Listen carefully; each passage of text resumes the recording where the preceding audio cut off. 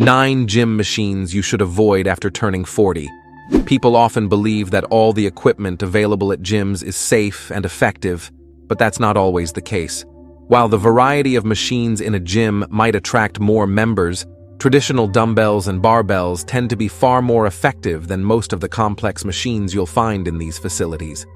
That's why today, we're highlighting 9 machines you should stop using, or at least replace with less harmful alternatives. Stay tuned until the end, because number 5 is the one that could cause you the most trouble in the long run. Number 1. Leg extension machine. Using this machine can place significant stress on the knee ligaments and the kneecap, particularly when heavy loads are involved.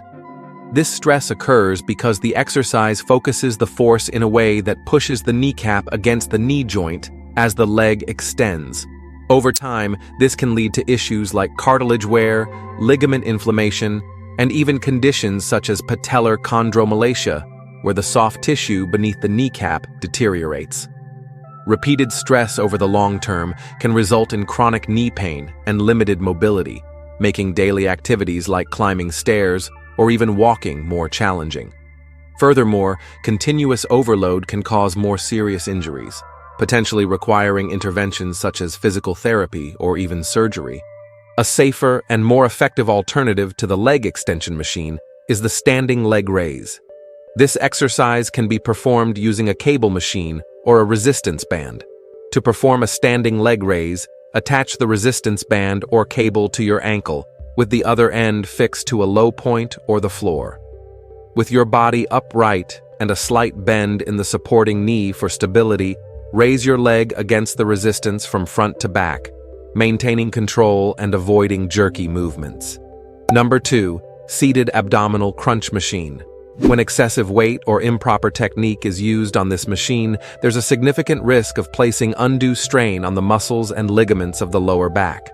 This can lead to muscular imbalances, where the abdominal muscles become stronger while the back muscles remain weaker, increasing the likelihood of pain and injuries due to poor posture and insufficient spinal support.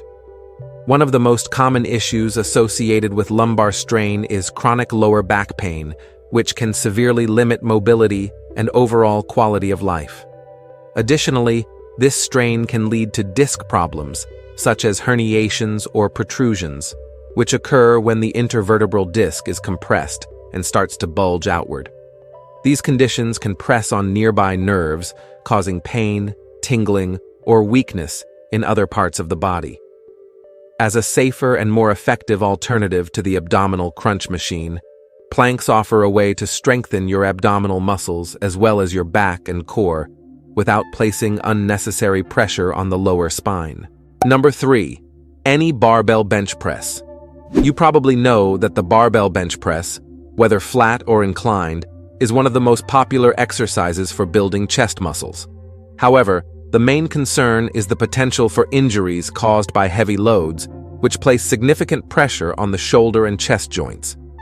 Additionally, if your technique isn't perfect, there's an increased risk of stress on tendons and ligaments, potentially leading to chronic issues such as tendinitis or even tears.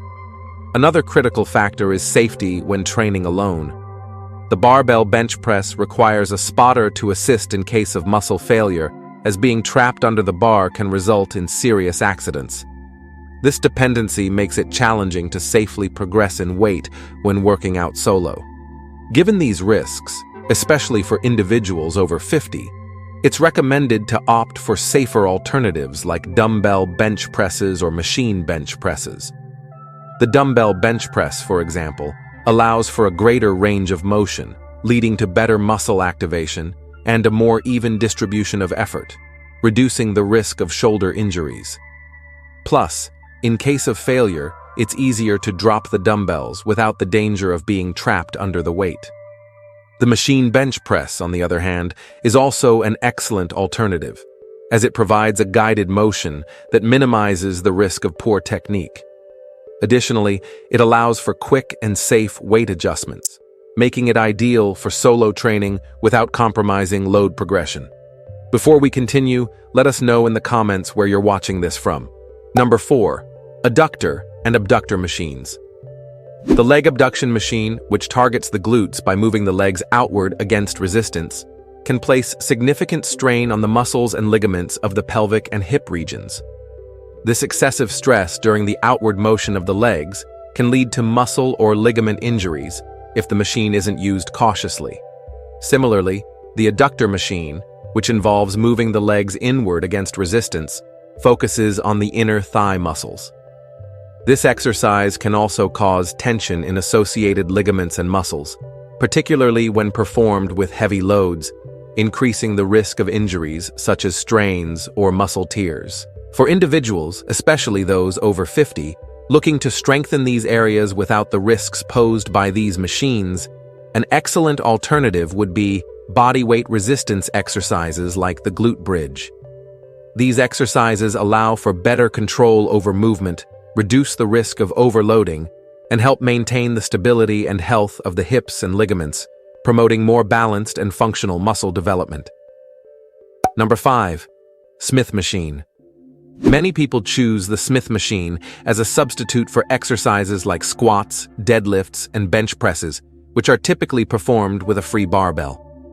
There's a common belief that using the Smith machine reduces the risk of injury, but this perception is quite misleading. The issue with the Smith machine is that it restricts movement to a specific path, forcing the bar to follow a predetermined trajectory. For example, during a bench press on the Smith machine, the bar is forced to move vertically in a straight line. This can strain the shoulders and increase the likelihood of the elbows flaring outward as the bar is lowered. In contrast, during a traditional bench press, the bar follows an almost arc-like path from lockout to the chest. When squatting on the Smith machine, a similar problem arises. The bar is confined to a fixed range of motion, making the movement biomechanically unnatural. This often leads to individuals leaning back against the bar during the squat. Not only does this posture diminish the significant benefits for the core, glutes, and hamstrings, but if such a backward lean were attempted with a free barbell, it would result in a fall. Moreover, the fixed bar eliminates the need for stabilizer muscles, as the machine handles stabilization for you. In fact, stabilizer muscle activation is approximately 43% lower in a Smith machine squat compared to a free barbell squat. This can lead to less effective lifting technique and yields only a fraction of the benefits you would gain from performing these exercises with traditional barbells or dumbbells, especially in terms of functional strength. Number 6. Behind the neck pull-down. The behind the neck pull-down is a common gym exercise aimed at strengthening the back muscles, particularly the latissimus dorsi. However, this exercise can be problematic because it forces the shoulder joints into an unnatural range of motion, increasing the risk of injuries to the shoulders and neck, especially if the individual lacks sufficient shoulder flexibility to perform the movement correctly. These injuries can be severe, leading to chronic issues that limit shoulder functionality and may require prolonged treatment.